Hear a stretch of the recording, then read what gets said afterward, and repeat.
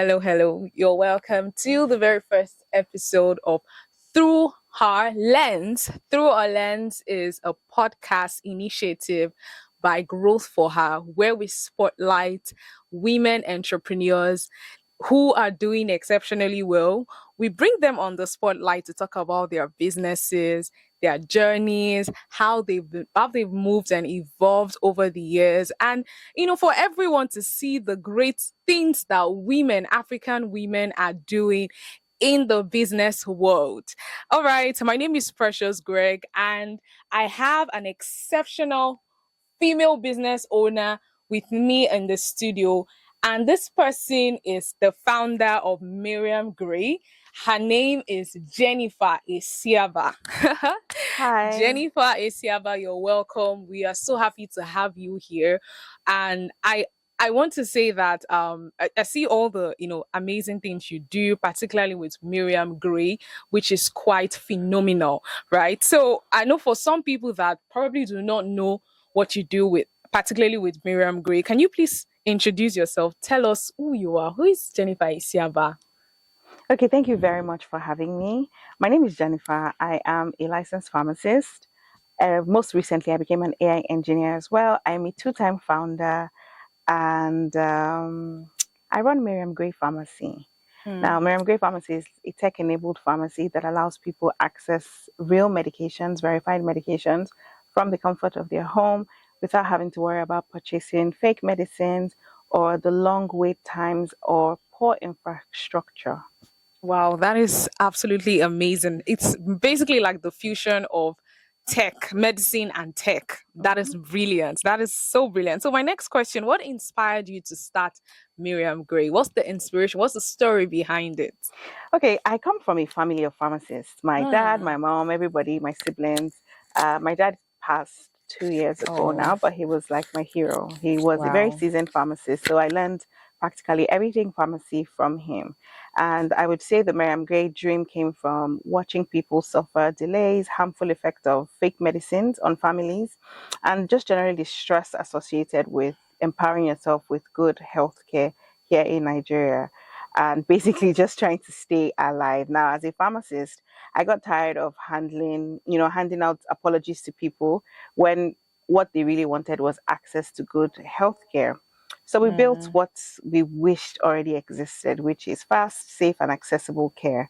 Now, this doesn't just have to exist for the rich people or people that are mm. in urban areas, but it's the fundamental human right of every single person, including the woman in Enugu State who has a regular touchlight phone and the old Baba in Ibadan who can't, you know, walk to a pharmacy to get his usual hypertensive medications. So yeah.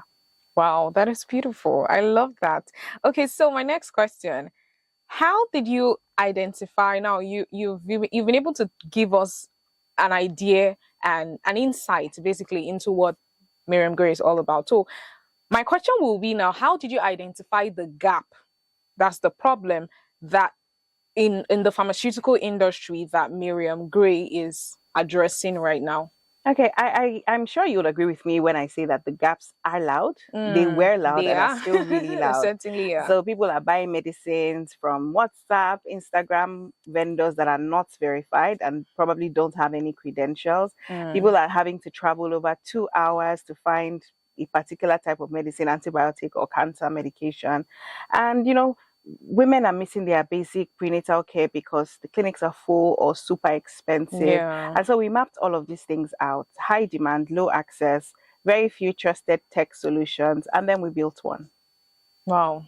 I love that. Beautiful, beautiful. So what would you say are the most important values or principles that guide your business operations at Miriam Grey? Okay, first of all, clarity. Say what you do what you say.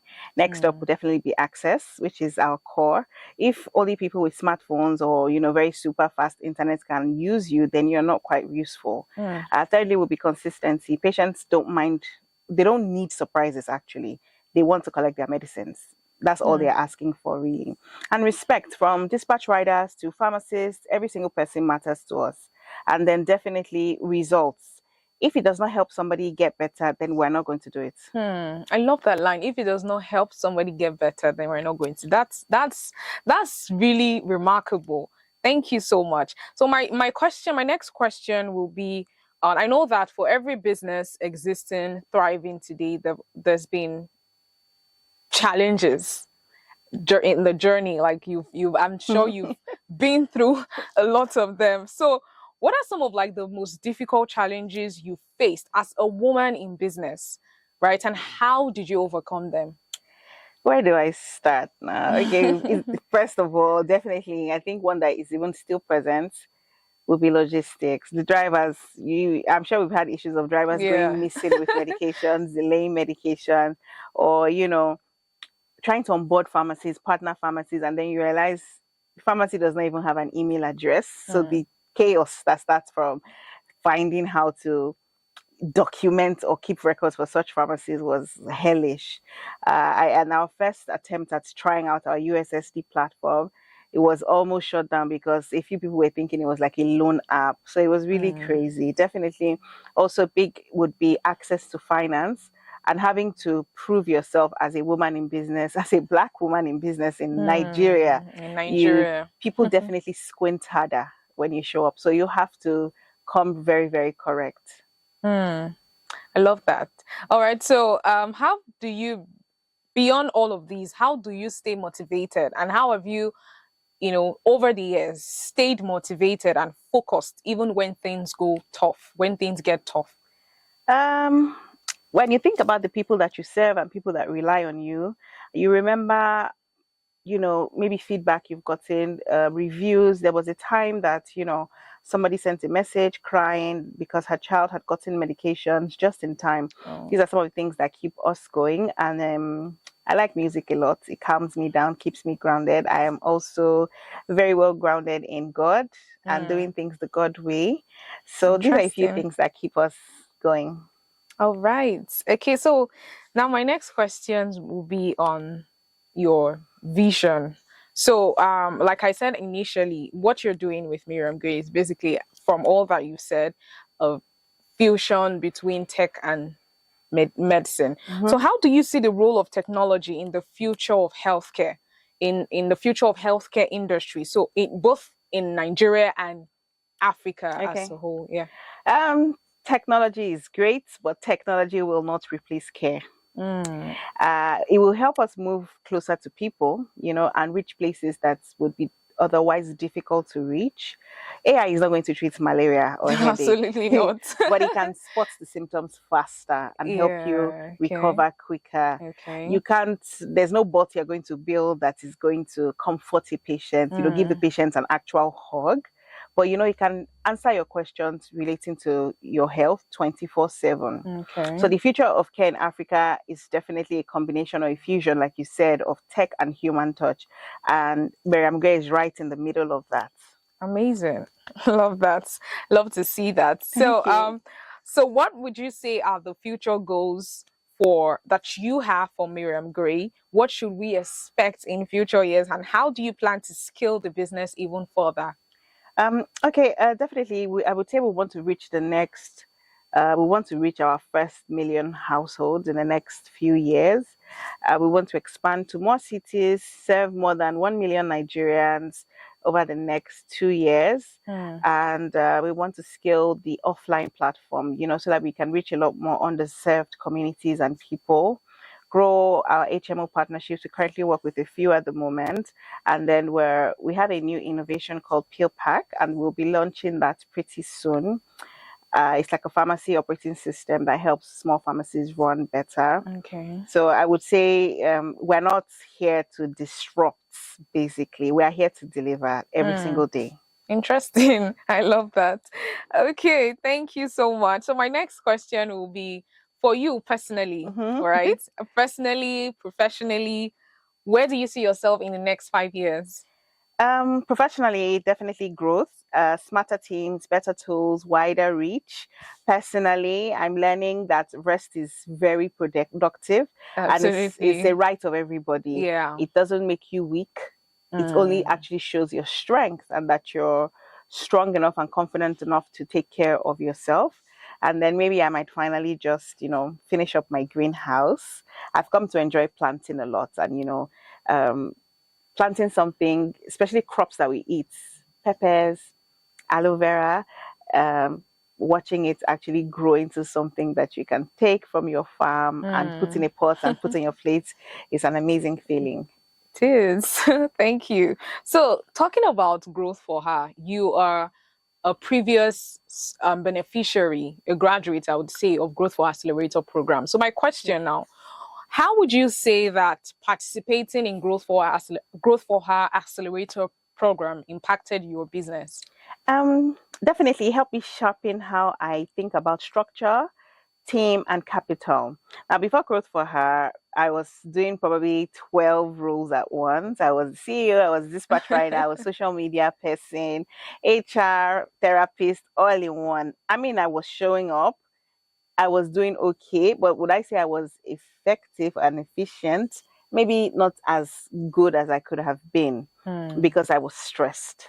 And now I understand that I have to delegate. I understand what to delegate, how to pitch with precision, and just how to build for scale because the goal is to scale and grow. And the Growth for Her Accelerator Program gave me the tools, but much more importantly, it gave me a mirror. Wow, I love that last line. He gave you a mirror. Thank you. That's brilliant. So my final question now is to I would say like an advice you have to female entrepreneurs. So what advice would you give? Because I'm sure that there are other women entrepreneurs that are watching or listening, and then they're asking, how do I start? Some are maybe just thinking to start, some are maybe in their first, second year, and then one particular challenge or two challenges have hit them and they're like, are you sure I can continue this journey? So what practical step would you advise, right, to, or would you recommend to female entrepreneurs who want to build and scale their businesses in Africa? Okay, I would definitely say that it's a work in progress. You're constantly learning and growing and evolving. And I'll just read four things off of my notes here. For every female founder who is listening, start small and test fast. Track your cash, like your life depends on it because it actually does. And it's very easy for people to mix personal funds and business funds because at the end of the day, you're probably the one doing all the transactions and transferring. But and it seems like, oh, I'll put it back or I'll do. But the minute you start to dissociate and, properly separate, you can tell when your business is in problem. You can tell when you're doing okay. And, it helps you project better. And one thing I equally struggled with in the earlier times is definitely, please don't hire your friends. Except your friends will work like strangers. Then that's great. But if they're going to be working with you as your friends, the lines will get mixed up and it's not a good place to be because you're going to have to start thinking, how do I fire my friend? But I mean, if your friend is working based on their skill like your other staff, then that's great. Build for real problems, not because you're looking for investments or you're looking to raise money. Yeah, that would be my advice. Wow, I need to clap to that. Thank you so much, Jennifer. This is literally like a masterclass for female entrepreneurs. Thank you so much for your time. It was such a beautiful conversation.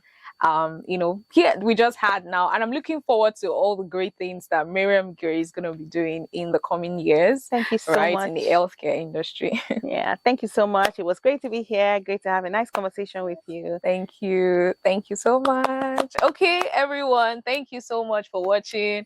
Till we see in another episode. Bye.